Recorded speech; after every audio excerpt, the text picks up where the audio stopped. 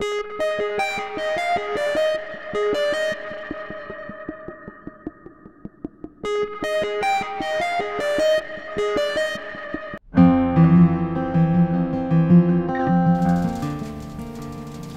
good faith estimate form, the GFE, gives the borrower an estimate of the settlement charges loan terms if he or she is approved of the loan. The process allows and encourages the borrower to shop for the best loan. Loan originators will be required to provide borrowers their good faith estimate 3 days after the receipt of the borrower's information. The originator cannot require verification of GFE information, such as tax returns, until after the applicant makes the decision to proceed. The GFE will consolidate the closing costs into major categories, displaying the total estimated charges so the consumer can easily compare the loan offer. The first page of the GFE form provides information pertaining to important dates, such as the availability of the quoted interest rate and the lock period.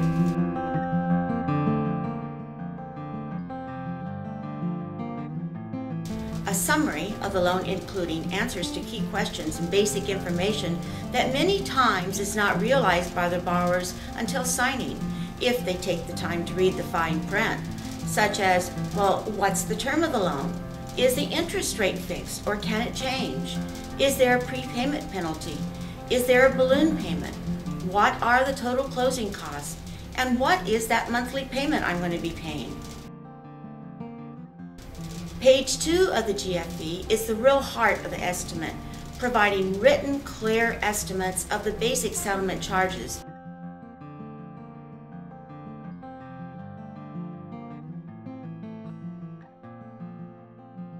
Including the fees payable to the lender and the broker, points, lender required services such as appraisal, tax service, flood certification, mortgage insurance, all title and escrow services, the owner's title insurance policy, recording charges, conveyance tax if applicable, the lender's impound account, loan daily interest charges, and any lender required insurance.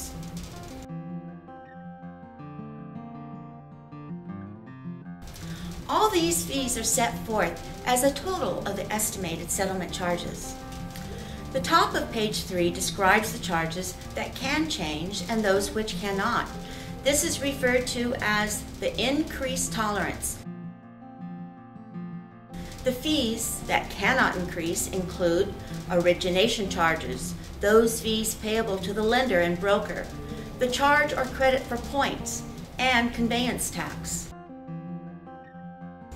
The fees that can increase up to 10% collectively, not per item, include any required services the lender selects, title and escrow fees, the owner's title insurance policy, any required services the borrower can shop for, if the borrower chooses a service provider on the lender's list, and recording fees.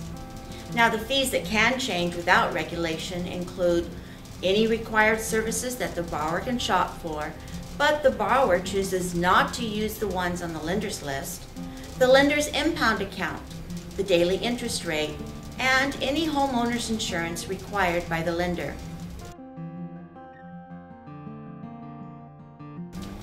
In the middle of page 3 is a trade-off table that allows the borrower to review the lender's various loan options.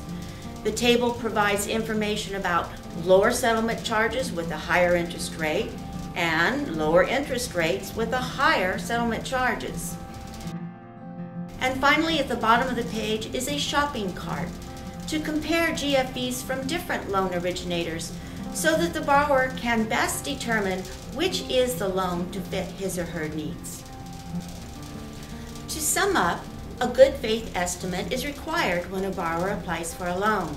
But the forms that are used today aren't standardized and can be difficult for borrowers to understand. Different lenders may not list the same costs in the same way, and the form may not fully disclose all of the important terms of the loan. The new standardized GFE form will clearly detail the terms of the loan and all the settlement charges that are included if the borrower chooses to go forward with the loan. Realtors will realize that this new GFE form will be a powerful tool for their buyer clients.